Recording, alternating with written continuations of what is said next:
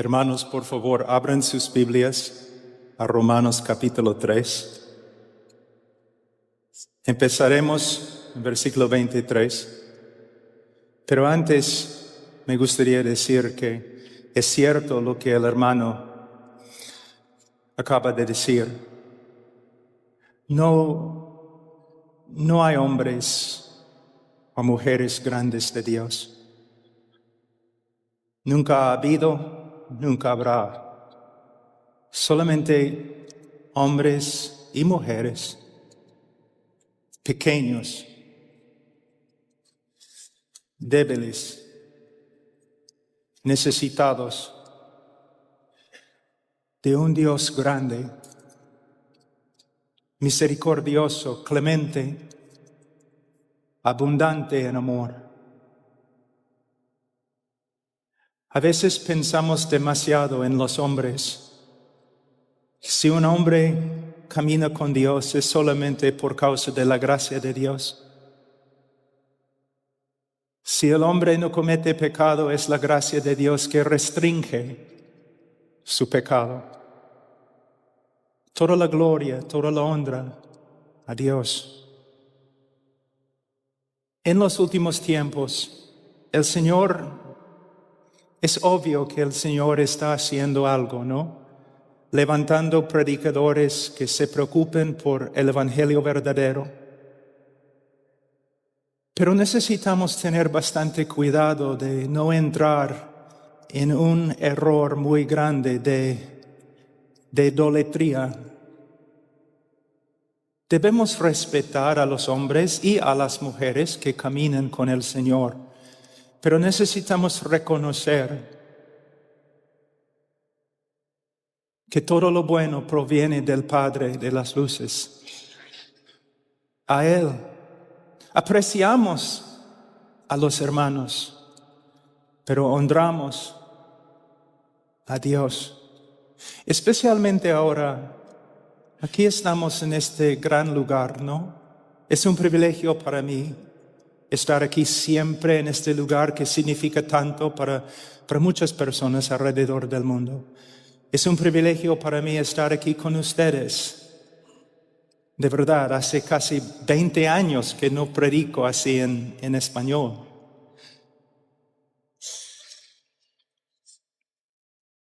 Pero necesitamos darnos cuenta que estamos aquí para ver más de Jesucristo y más de su evangelio.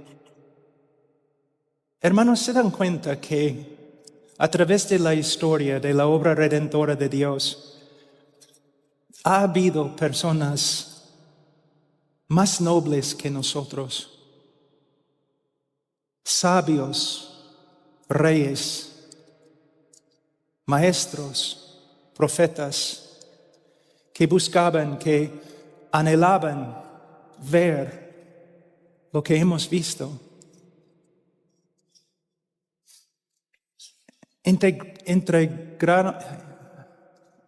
Anhelaban experimentar lo que hemos experimentado. No es una exageración decir que nosotros somos las personas más privilegiadas que han vivido en la tierra. Pero con mucho privilegio también hay mucha responsabilidad. Hemos visto la plena revelación de la gloria de Dios en la cruz del Calvario. Es cierto que es un privilegio, pero la pregunta es, ¿cómo responderemos? ¿Cómo viviremos? ¿Cómo predicaremos a la luz de lo que hemos recibido?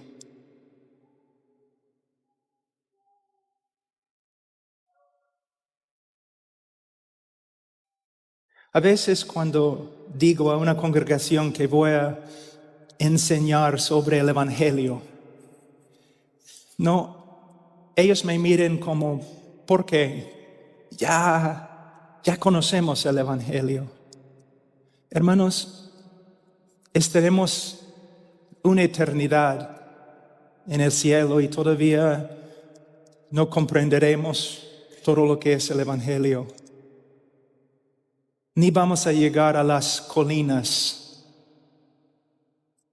de esa montaña. Un hombre puede dedicar toda su vida, cada día, cada hora, solamente al estudio del Evangelio del Señor Jesucristo. Y al final de su vida, aunque él sea el hombre más dotado, el hombre más inteligente y el hombre más espiritual, al final de su vida, ni la 10ª parte ha visto. Pero esta es nuestra tarea como predicadores. Muchos piensan que la tarea más grande del predicador es predicar. No. La tarea más grande del predicador es profundizar la revelación más grande de Dios en la persona de Jesucristo y luego predicar. Como voy a explicar en mi sermón, en el día de hoy el mundo y la iglesia sufren de un evangelio superficial, predicado por hombres superficiales, con doctrina superficial. Hemos recibido, hermanos, una mayordomía más grande que los reyes y los presidentes. Y tenemos que responder correctamente con temor.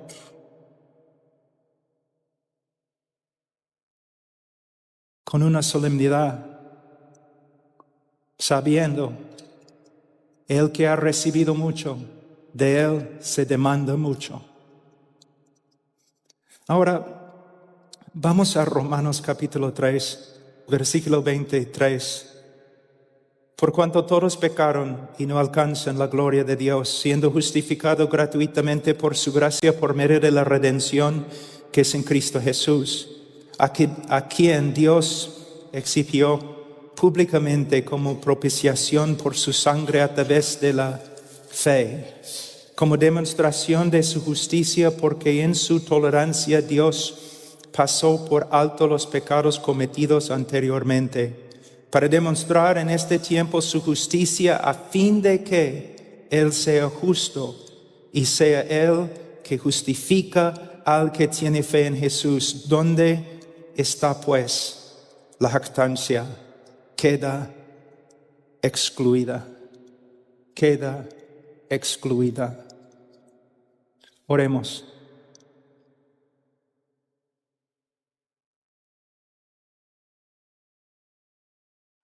Padre, yo me acerco en el nombre del Señor Jesucristo y reconozco, Señor, muy bien que fuera de Él no tengo parte contigo. Pero también reconozco quién soy en Él y para su gloria, para su honor, yo te pido que me ayudes a predicar, a hablar de Él.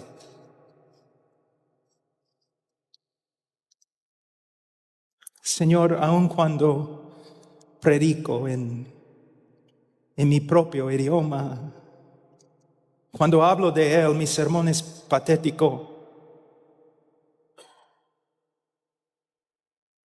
¿Cuánto más te necesito hoy?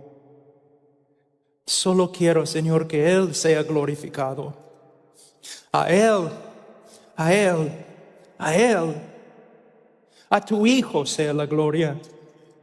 A Él, a través de su cruz. En nombre de Cristo Jesús. Amén. Antes que empecemos, me gustaría saber a qué hora tengo que terminar. No hay reloj aquí. Ok, ¿puedes así para mí? Oh, ya. porque si no voy a predicar 5 horas. La palabra evangelio proviene de una palabra griega que significa buenas o gratas noticias. Son las mejores noticias, las mejores. Este mensaje tiene preeminencia. No es un mensaje entre mensajes, hermano. Es el mensaje de todos los mensajes.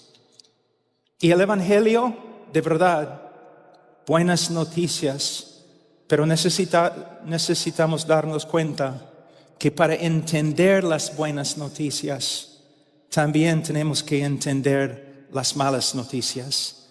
Y este es un problema en el día de hoy. Si amamos a los hombres, vamos a decirles la verdad acerca de su condición ante Dios. Si no predicamos con respecto al pecado, si no nos esforzamos a predicar bíblicamente acerca del pecado, es una de las demostraciones más grandes que nosotros nos amamos a nosotros mismos y no a los demás. Si yo te amo, si soy un hombre de integridad, si soy un médico de integridad y me doy cuenta que tú tienes cáncer, yo tengo que darte las malas noticias, y si no, soy hipócrita. Soy un monstruo de iniquidad. Hay muchos pastores y predicadores en el día de hoy que predican como predican porque se aman a sí mismos y no a la congregación y no a los pecadores. Entonces nosotros tenemos que dar lugar a la necesidad de explicar a los hombres que son pecadores. Los antiguos predicadores eran así. Ellos predicaban la ley, ellos predicaban la santidad de Dios, ellos usaron todo lo que pudieron, encontraron las escrituras para demostrar, para convencer a todos que son pecadores, porque solamente el pecador busca salvación. Y solo el pecador puede glorificar a Dios, de verdad, por medio de recibir la gracia que ahora sabe que necesita. No debemos ser hombres rudos, enojados. Debemos ser hombres misericordiosos, clementes, llenos de amor, pero a la vez nosotros en amor tenemos que explicar, mostrar a los hombres que son pecadores. Y podemos ver esto en este texto, no solamente en los textos que he leído, sino también en el capítulo 3 de Romanos.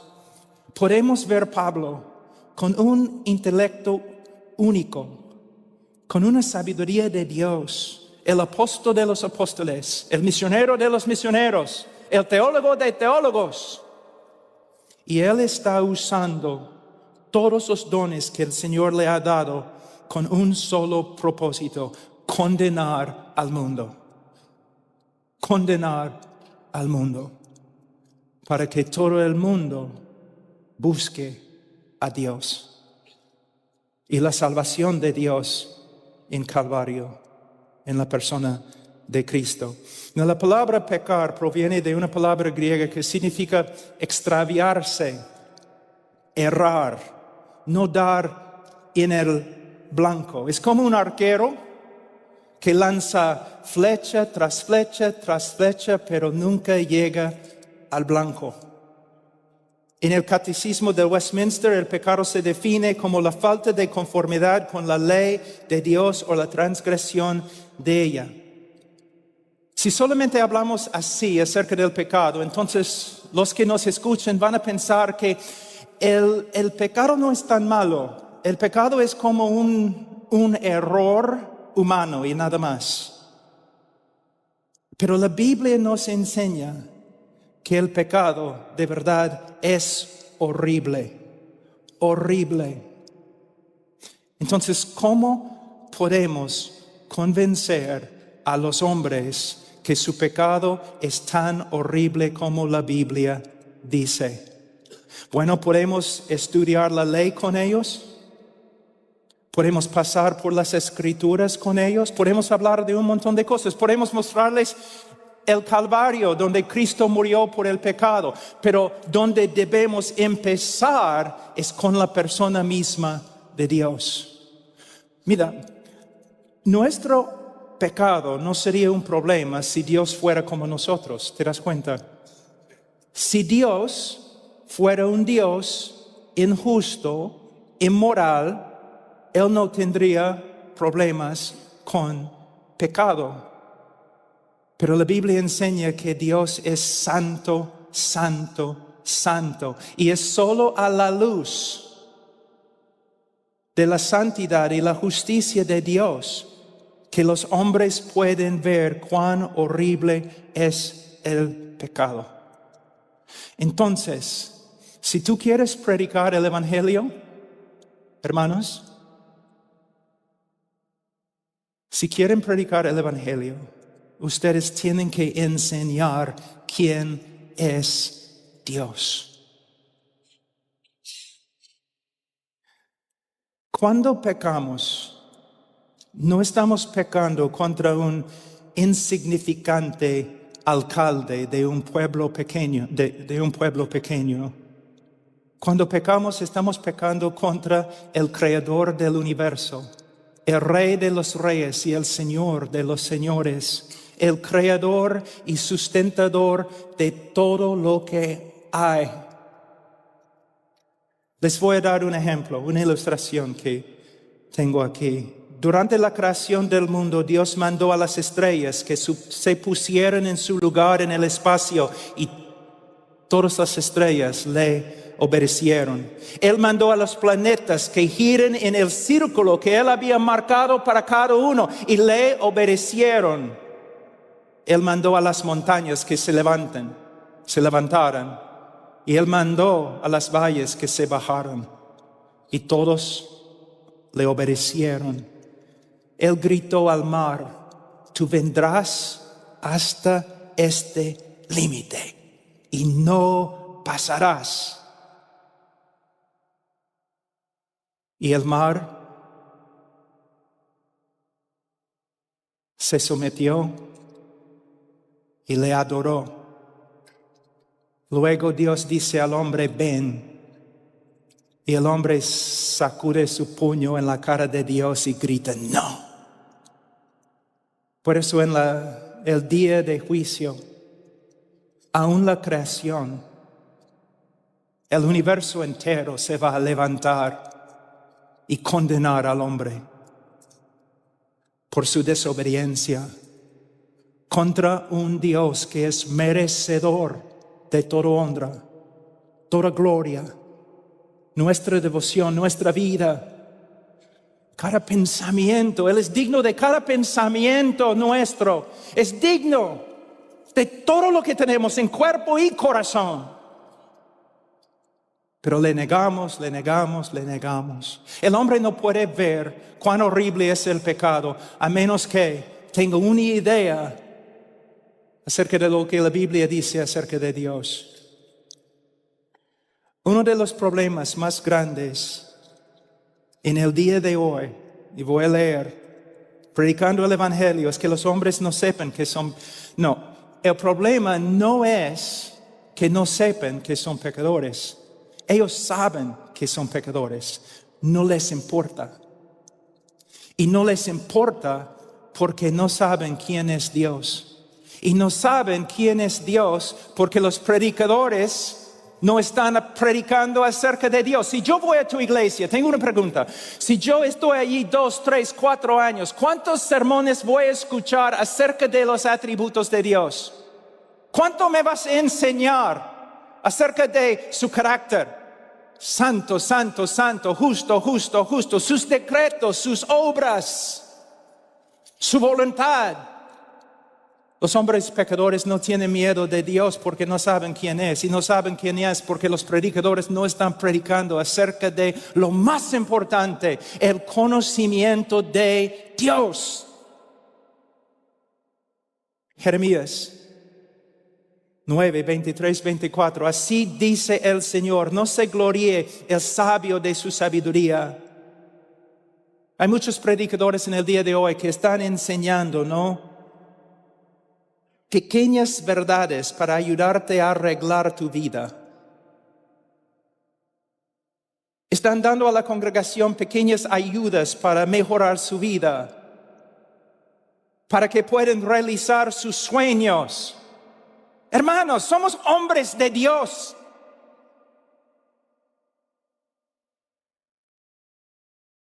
Y nuestra tarea principal es enseñar a los hombres quién es Dios.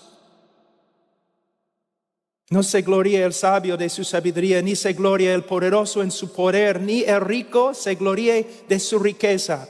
Mas el que se gloríe, gloríese de esto, de que me entiende y me conoce. Me entiende y me conoce. Estamos viendo los dos lados de una verdad muy importante.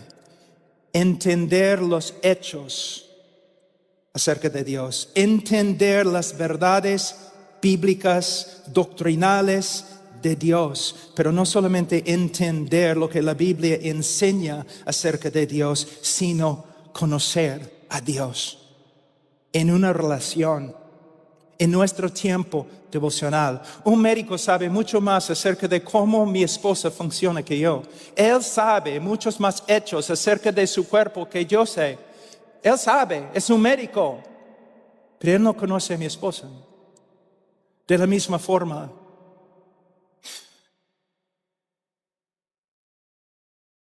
todos nosotros debemos estudiar las Escrituras más. Debemos dejar de correr por todas partes haciendo un montón de cosas que no importan y debemos dedicarnos a estudiar las Escrituras.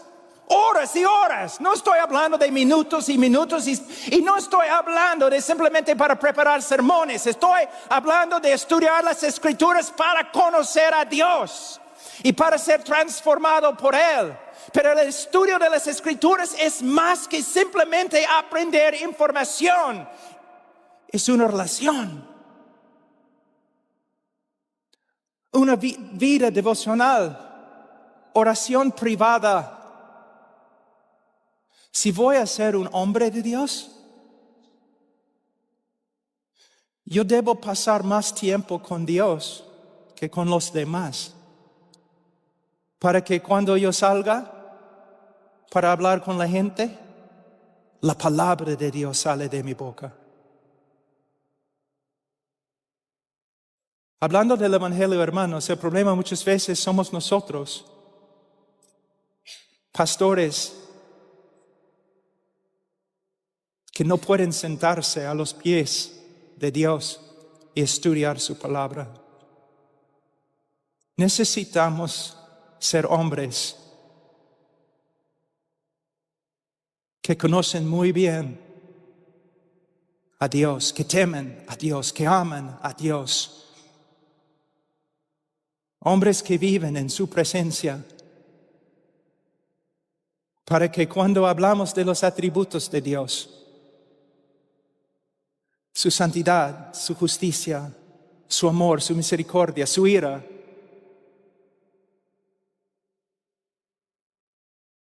no solamente somos como un loro que habla cosas que ha escuchado,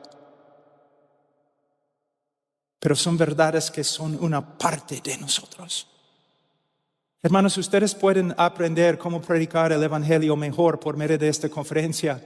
Pero eso no significa que ustedes van a ser hombres de Dios. Un hombre de Dios pasa mucho tiempo en las Escrituras y de rodillas con Dios. Es la marca de un hombre de Dios. No talento, no una iglesia grande.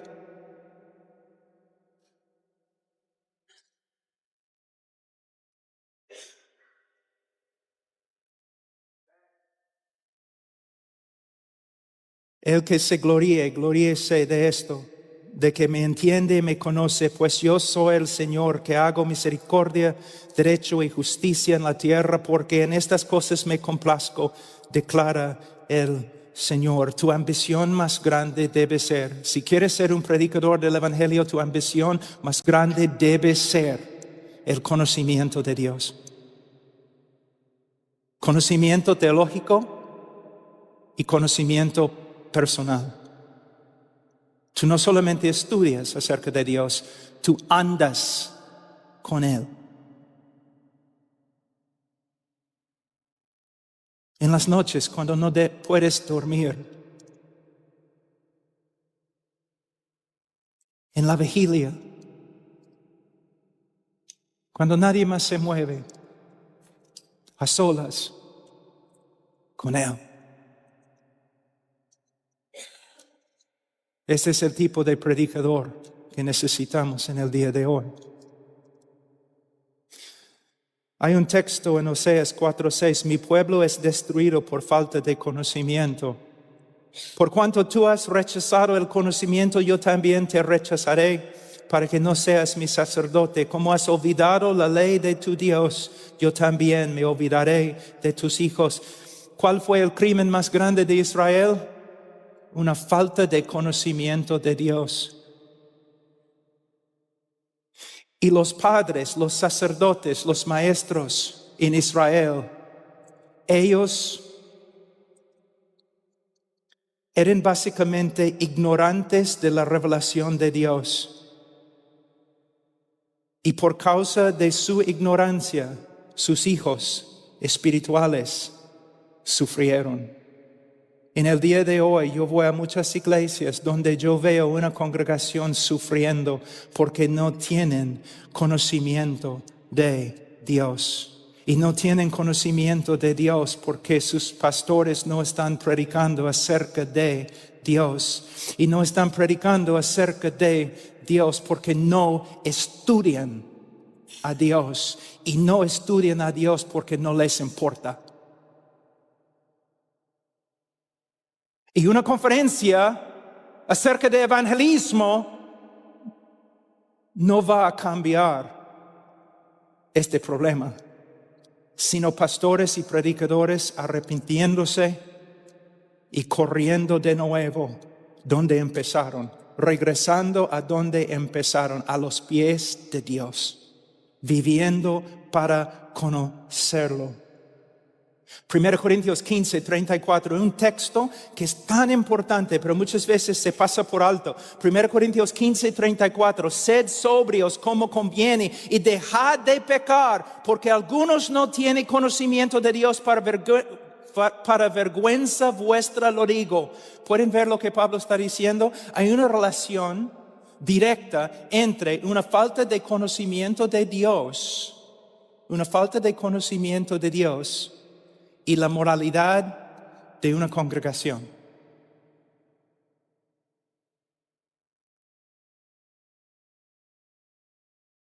Tú me dices, pero Pablo, ¿qué tiene que ver con evangelismo? Con el evangelio. O lo que se aplica a la iglesia también se aplica a los incrédulos.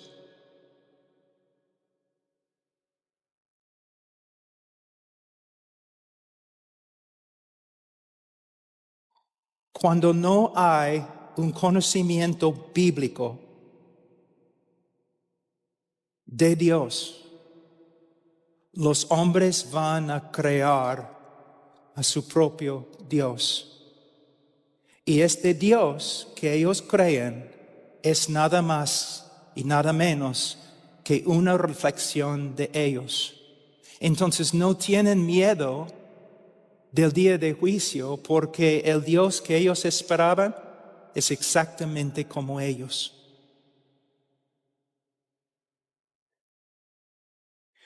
En el Antiguo Testamento, en el Nuevo Testamento, para el mundo perdido y para la iglesia de creyentes, la necesidad más grande es la misma.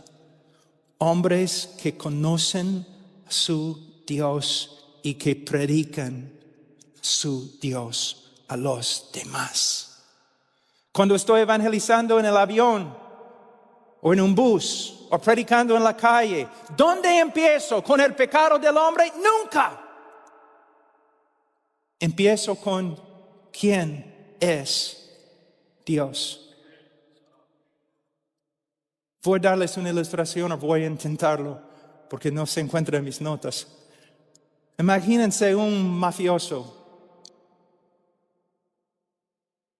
arrestado en la cárcel, tiene que comparecer ante el tribunal, ante el juez, y el día de su juicio llega y él está totalmente tranquilo. Está feliz el hombre, no tiene ningún problema en el mundo, está feliz. Los guardias vienen, lo llevan a la corte, todavía está feliz, riéndose, hablando, tranquilo. ¿Por qué? Ha comprado al juez. Él sabe que el juez es suyo, que el juez es tan corrupto como él. Entonces está feliz. Pero cuando entra al tribunal y ve que el juez corrupto ha sido cambiado por un juez justo, su actitud cambia.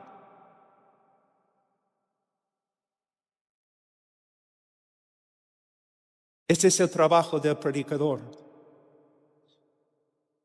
El hombre piensa que no tiene problemas con Dios, porque Dios no tiene problemas con él, que él y Dios son amigos,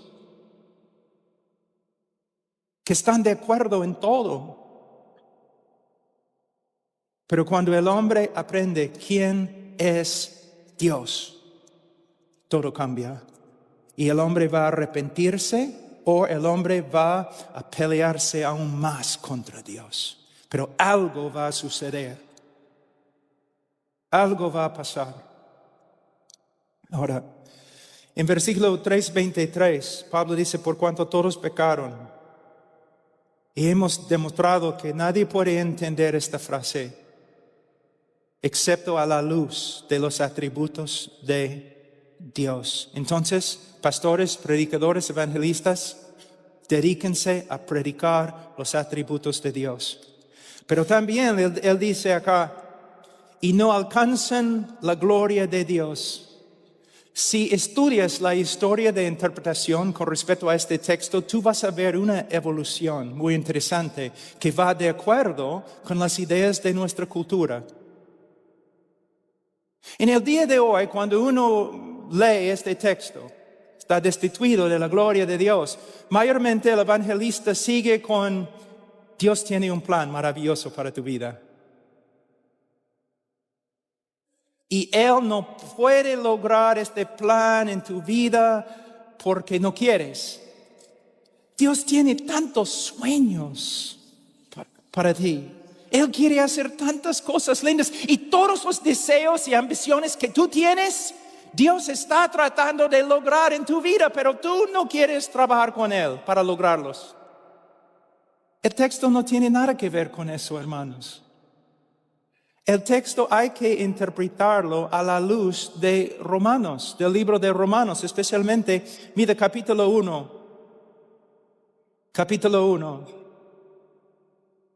versículo 21.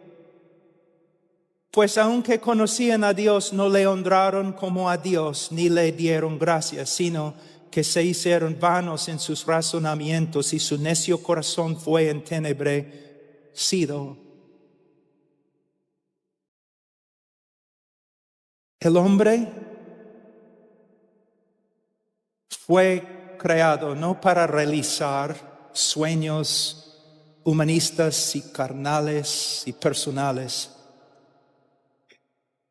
El hombre fue creado para la gloria de Dios y para servir a Dios conforme a su voluntad. Y es solo en perseguir este propósito el hombre haya vida y paz y propósito. Agustín dijo, Señor, tú nos has hecho para ti y solo hallaremos descanso si descansamos en ti. Hermanos, no solamente tenemos que enseñar a los hombres que son pecadores, y no solamente tenemos que enseñarles quién es Dios, sino también nosotros tenemos que enseñarles la vanidad de la vida separada de Dios. Es una vanidad absoluta, patética.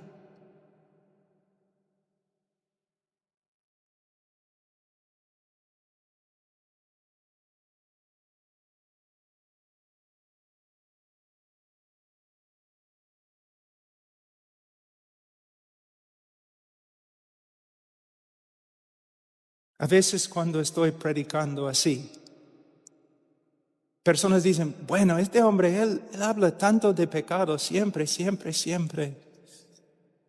Habla de la vanidad de la vida, siempre, siempre, siempre. ¿Por qué? Yo he predicado muchos años, 35 años. Yo he seguido también el ejemplo de hombres a través de la historia de la iglesia. Y yo sé que si vas a ser evangelista, es tu tarea exponer el pecado del hombre y exponer la vanidad de su vida. No para dejarlo allí sin esperanza, sino para que vea que su única esperanza es la gracia de Dios comprada por Jesucristo. Cuando yo voy a un lugar, si estoy predicando en la calle o predicando en una universidad,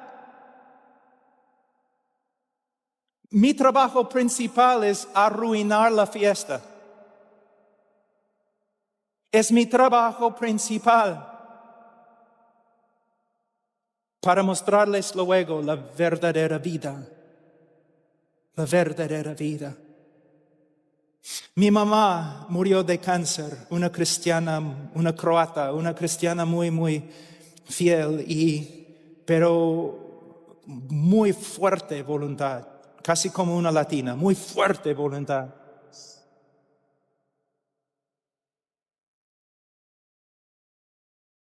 No exactamente como una latina, porque me casé con una latina y ella tiene una voluntad mucho más fuerte que mi mamá.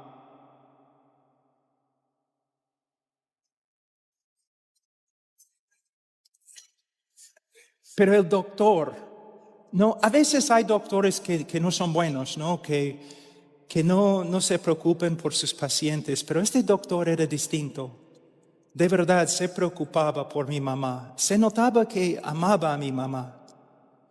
Y él sabía que mi mamá era muy fuerte de voluntad. Entonces, él sabía que ella no iba a aceptar su diagnóstico.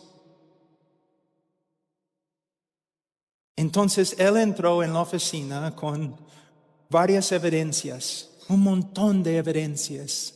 Y él dijo, señora Washer, tengo que decirte, tú tienes cáncer y es muy, muy grave y tenemos que actuar ahora. Y ella dijo, yo no tengo cáncer. Yo trabajo en el campo, con vacas, mi jardín, yo no tengo cáncer, yo soy más fuerte que tú. Well, señora Washer, aquí es la primera evidencia, los rayos X.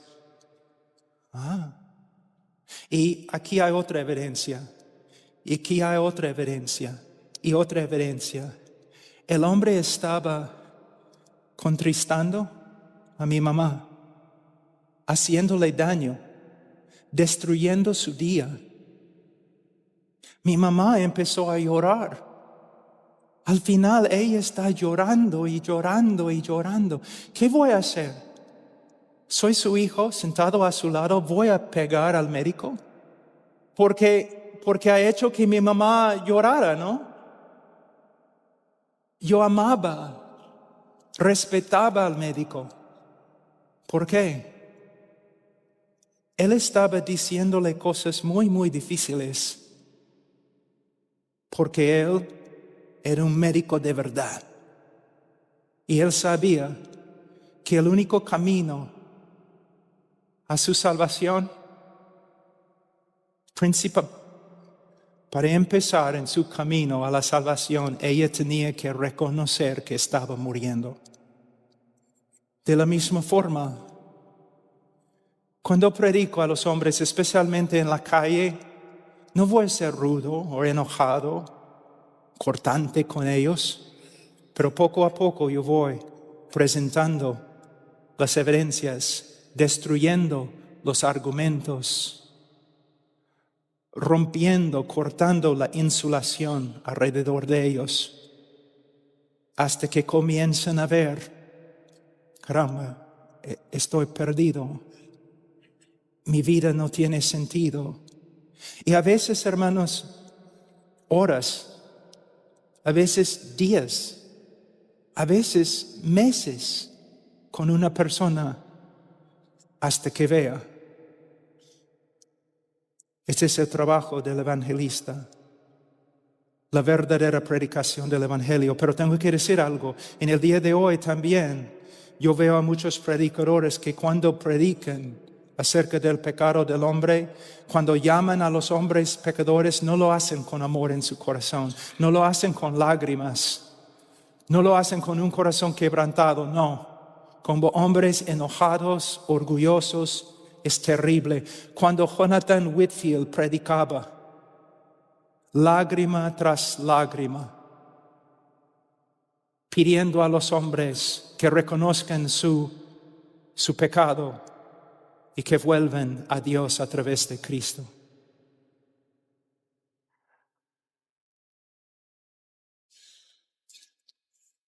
Voy a ver algunos textos simplemente para mostrarles cómo debemos usar las Escrituras para convencer a los hombres que son pecadores. Posiblemente tú me vas a decir, pero Pablo, el Espíritu Santo tiene que convencer. Yo sé, pero también es nuestra tarea usar las Escrituras como una espada. Somos instrumentos también del Espíritu Santo y el Espíritu Santo usa la palabra del predicador para convencer a los hombres acerca de su pecado. Vamos a Génesis 6:5.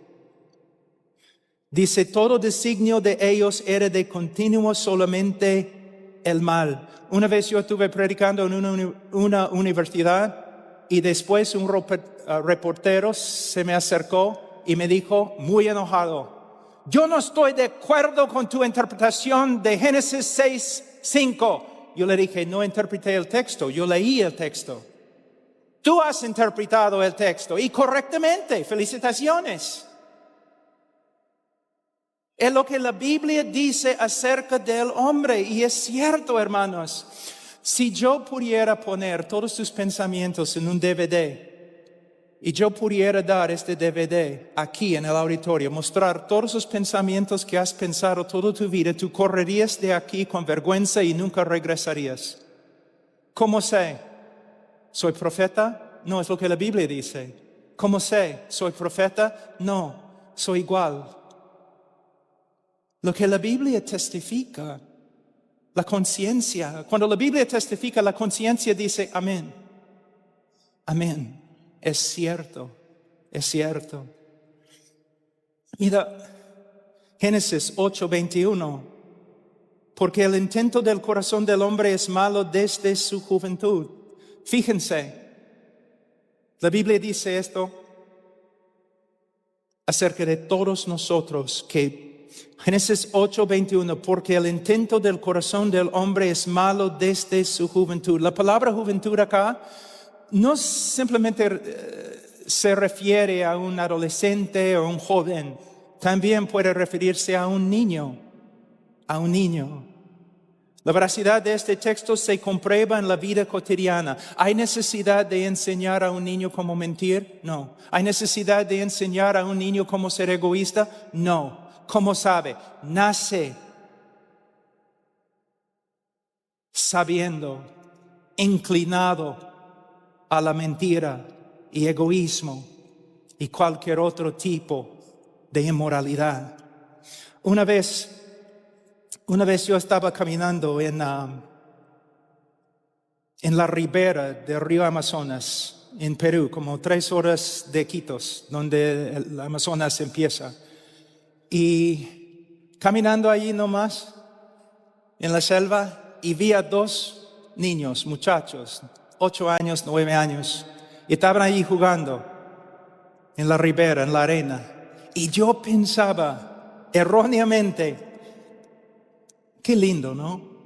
Dos niños tan inocentes, separados de la corrupción del mundo, viviendo aquí en la selva. Qué lindo. Yo seguí caminando. Después de como 5 minutos decidí volver. Ya. ¿Qué encontré? Los dos niños peleando a muerte. Adiós paraíso, hola Caín y Abel.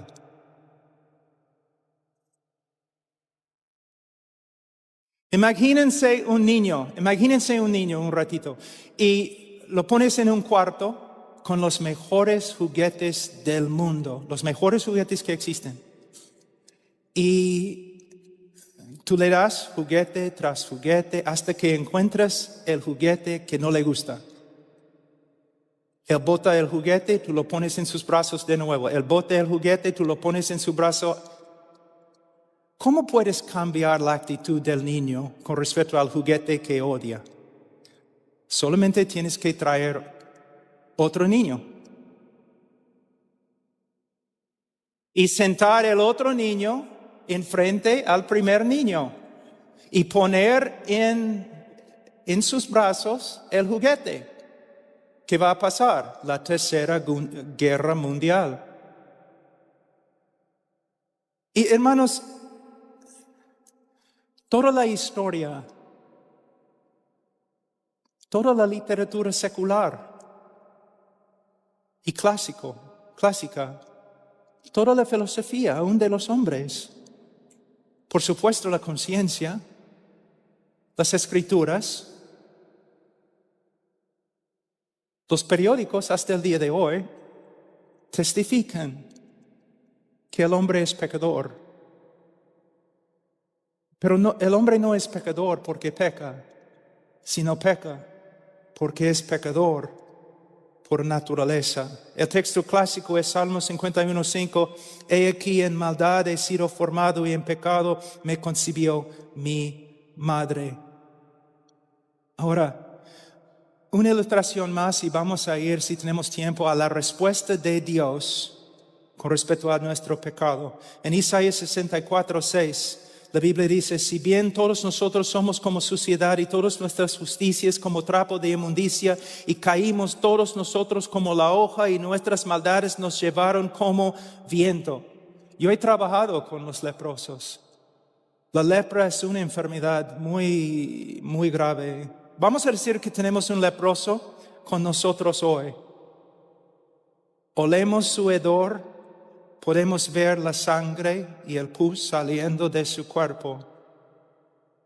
Es una escena que ni el más fuerte puede aguantar. Es algo horrible, hermano. Pero vamos a decir que nosotros decidimos ayudarle. Entonces mandamos a una persona y él va a una tienda muy, muy fina aquí en Los Ángeles y compra una ropa de seda muy, muy exquisita, o una tela de seda. Y regresa y nosotros envolvemos al leproso en la tela. Por un segundo se ve bonito. Pero ¿qué va a pasar? La corrupción de su cuerpo va a sangrar por la tela. Y la tela va a llegar a ser tan corrupta como el hombre mismo. Esta es la razón por la cual el hombre no se salva por las obras. Porque sus obras salen de una naturaleza corrupta.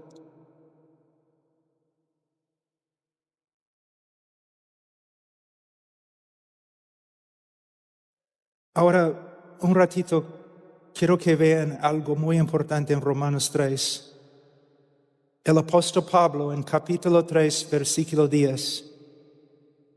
10-20. Si tú tomas una clase de evangelismo conmigo, vamos a pasar mucho tiempo en este texto. ¿Por qué? Esta es la conclusión de todo lo que Pablo ha escrito. Aquí podemos ver la estrategia de Pablo en tratando el pecado de los hombres. Él ha usado varios argumentos, pero ahora puesto que también no solamente está hablando a los gentiles, sino también está hablando a los judíos, Él va a terminar con varios textos de las Escrituras, texto tras texto tras texto. Yo hago lo mismo cuando hago evangelismo,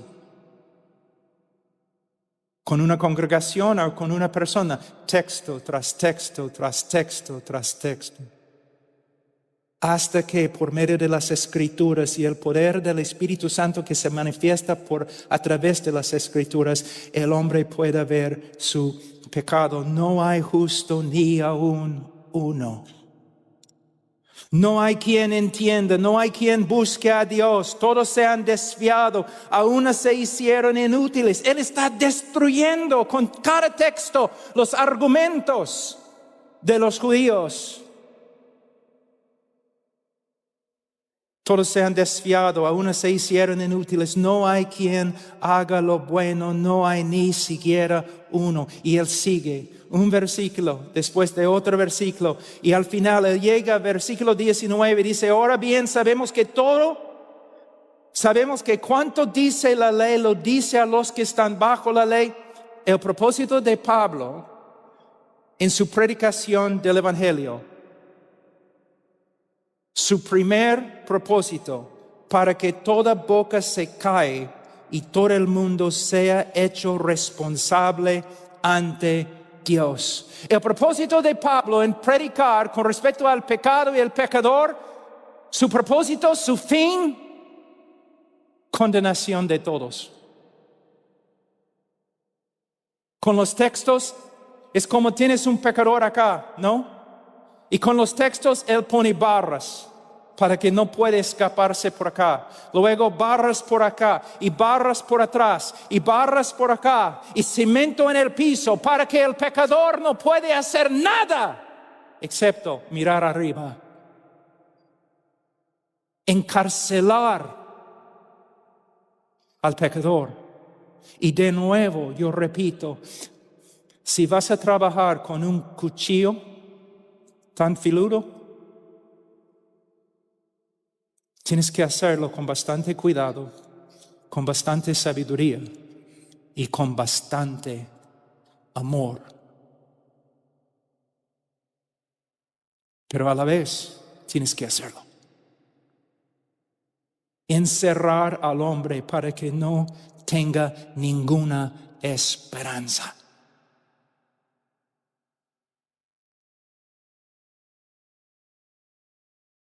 Hay una historia de Duncan Campbell durante un avivamiento en Europa.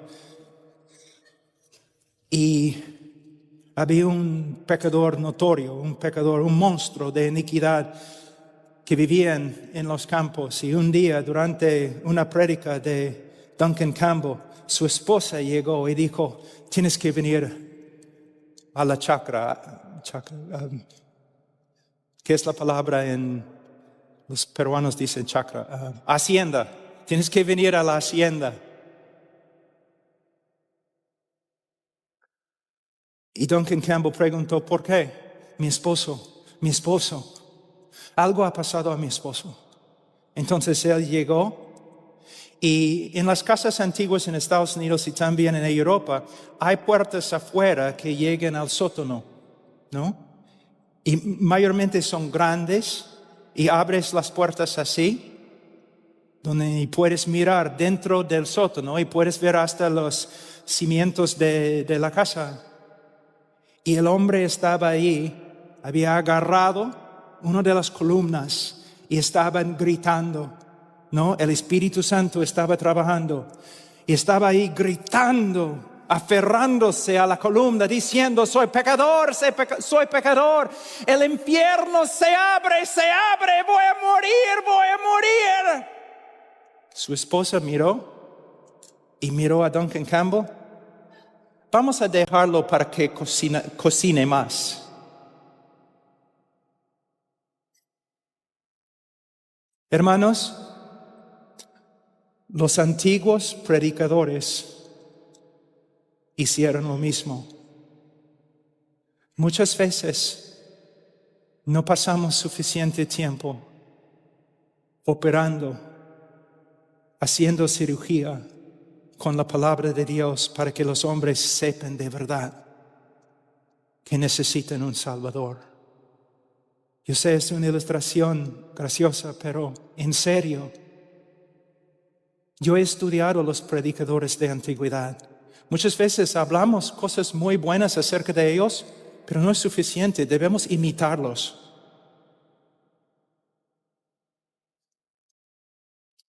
Yo no voy a consolar a un pecador que el Espíritu Santo está turbando. Yo voy a dejarlo. Quizás voy a estar a su lado en silencio, pero voy a esperar hasta que diga, dame una respuesta. Yo veo claramente mi pecado. Por favor, dime que hay esperanza, que hay salvación en Sion.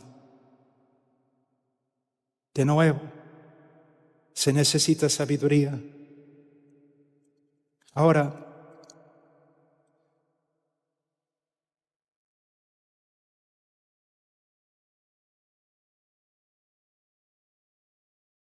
el tiempo ya vuela. Entonces, ¿cuánto tiempo más tengo? 10 minutos, ok. Ahora vamos a ver algo de la respuesta de Dios con respecto al pecado del hombre. En el día de hoy es muy popular decir que Dios ama al pecador y que Dios odia el pecado, pero ama al pecador. Y quiero decirles que dentro de esta frase hay verdad. Dios ama al pecador. Y si tú dejas de creer que Dios ama al pecador, entonces por favor también deja el ministerio. Dios ama al pecador, pero a la vez, si no exponemos bien el texto, llega a comunicar algunas cosas que no son ciertas, que Dios simplemente ama al pecador y su problema no es con el pecador, sino con el pecado. Y la Biblia enseña lo contrario. Ahora, Salmos 5, 4 y 6. Porque tú no eres un Dios que se complace en la maldad. El mal no mora contigo. Los que se ensalzan no estarán delante de tus ojos. Aborreces a los que hacen iniquidad. Fíjense en la frase. Aborreces a los que hacen iniquidad. Destruyes a los que hablan falsedad. No destruye la falsedad. Él destruye a los que hablan falsedad. Y el Señor abomina al hombre sanguinario y engañador. No dice que Dios simplemente odia el acto de asesinar, sino Dios odia al asesino. Salmo 7, 11 a 13. Dios es juez justo y un Dios que se indigna cada día contra el impío. ¿Cuántas veces yo he escuchado a evangelistas ante una congregación o una campaña diciendo lo siguiente: lo primero que quiero que ustedes comprendan es que Dios no está enojado con ustedes.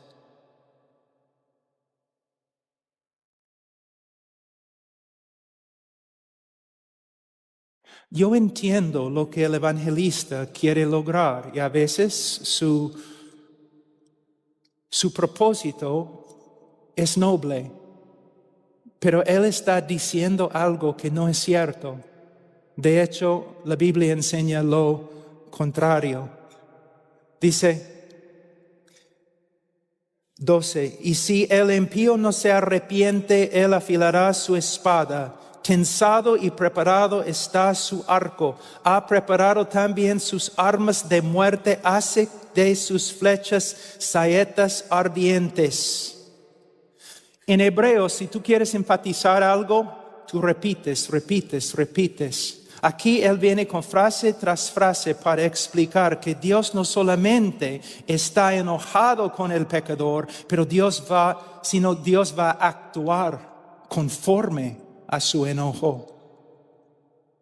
Es lo que se llama en las Escrituras venganza.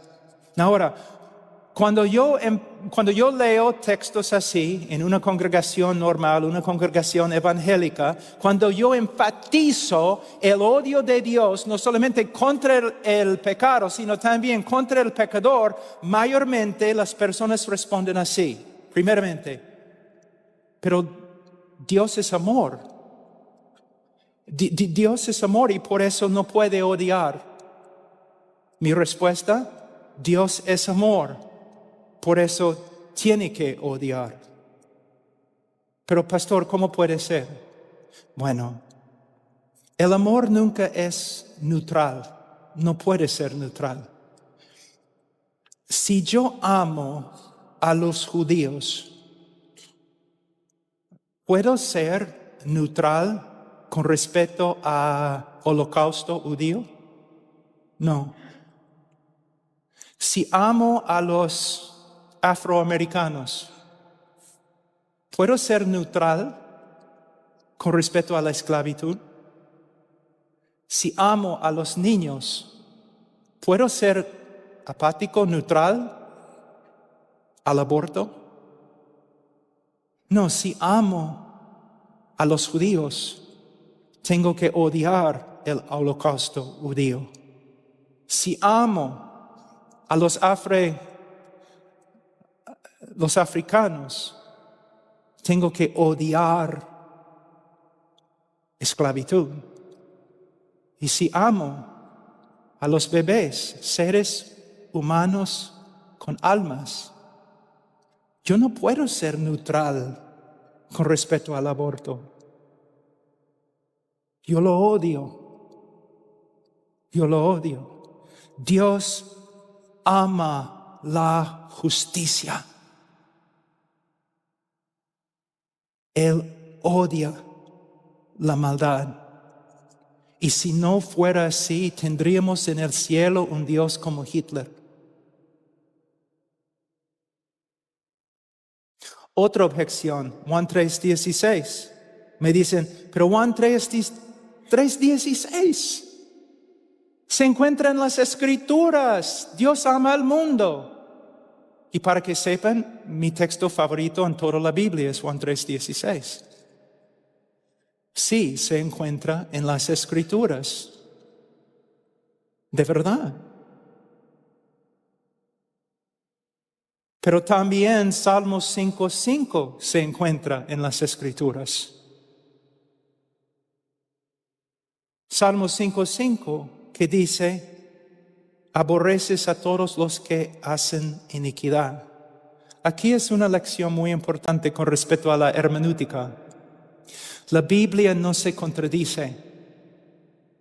Si interpretamos un texto de tal forma que contradice nuestra interpretación de otro texto, entonces tenemos un problema. Hemos interpretado uno o dos textos erróneamente, equivocadamente. ¿Cómo los atributos de Dios existen en perfecta armonía? La palabra de Dios, que es una expresión, una revelación del carácter de Dios, las verdades de la palabra de Dios también tienen que existir en perfecta armonía. Entonces, si vamos a ser cristianos bíblicos, tenemos que afirmar que Dios ama al pecador. Y a la vez tenemos que afirmar que hay una forma de que el odio y la ira de Dios descansa sobre el pecador. A veces yo he escuchado a los evangelistas diciendo lo siguiente: en vez de ser justo contigo, Dios ha sido misericordioso. Esta es la razón por la cual debemos enseñar a nuestros niños la lógica. Porque una persona que dice tal cosa está diciendo lo siguiente: que el amor de Dios es injusto. Si tú dices, en vez de ser justo contigo, Dios ha sido misericordioso contigo, entonces estás diciendo que su misericordia es una contradicción de su justicia. Dios no puede demostrar su amor a causa de su justicia, a causa de su santidad. Es un Dios perfecto y sus atributos existen en una armonía perfecta. Entonces, me gustaría mostrarles 2 versículos para respaldar lo que estoy diciendo. En el mismo Juan 3:16 tenemos también Juan 3:18. El que cree en el Hijo no es condenado, pero el que no cree ya ha sido condenado porque no ha creído en el nombre del unigénito Hijo de Dios. Dios ama al mundo, Juan 3:16, y Dios condena a todos los que no creen en su Hijo. Versículo 36, el que cree en el Hijo tiene vida eterna, pero el que no obedece al Hijo no verá la vida, sino que la ira de Dios permanece sobre él. La pregunta es, ¿cómo podemos reconciliar estas 2 verdades? Siempre cuando la mente humana intenta reconciliar ciertas verdades, hay limitaciones. Pero podemos llegar a conclusiones bíblicas. Les voy a dar una ilustración. En el mundo, en el día de hoy, el amor de Dios se revela por medio de lo que Dios ha hecho a través de su Hijo Jesucristo, porque de tal manera amó Dios al mundo que ha dado a su Hijo unigénito, para que todo aquel que en él cree no se pierda, mas tenga vida eterna. Y el amor de Dios se manifiesta a todos los hombres por medio de la obra redentora de Cristo. Pero lo que necesitamos ver es lo siguiente. Imagínense, el amor de Dios, o la naturaleza de Dios, es de tal calidad. Hay tanta gloria, infinita gloria, más allá que nuestra comprensión, que Él puede amar aún los objetos de su ira. Y con una mano, hoy día, a través de la historia, con una mano, Dios está restringiendo su ira. Así. Y con otra mano, Dios está llamando a los hombres que vengan, que vengan, que vengan. Pero un día, en la vida de cada uno, y un día, en la segunda venida de nuestro Señor Jesucristo, Dios va a retirar su llamado y no va a llamar más. Y Dios va a retraer su mano y no va a restringir más su ira. Y todo el mundo incrédulo será inundado, consumido en la ira de Dios. Y nosotros somos predicadores de este mensaje, un mensaje tan solemne.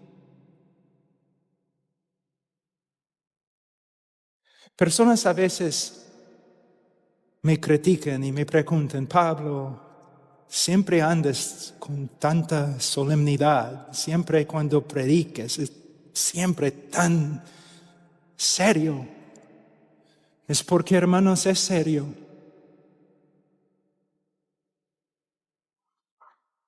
No estoy aquí para que tú realices tu mejor vida ahora. Estoy aquí porque es un asunto de vida y muerte, vida eterna y muerte eterna. Termino. Mañana vamos a hablar de la cruz y cómo en la cruz todos los atributos de Dios se armonizan en su manifestación. Pero pastores, predicadores, escúchenme. Nuestro privilegio es grande. Nuestra mayordomía es terrible. Ay de mí, ay de mí. ¿Quién es suficiente? ¿Quién es suficiente? Oh, hermanos, viven en la presencia de Dios. Conferencias a veces es muy difícil ser piadoso durante las conferencias, porque siempre estamos escuchando sermones, nos levantamos en la mañana, no tenemos tiempo para orar o leer la Biblia. Hermanos, nunca, nunca, nunca, nunca deben pasar por alto el primer trabajo de pasar tiempo a solas con Dios. Dios les bendiga.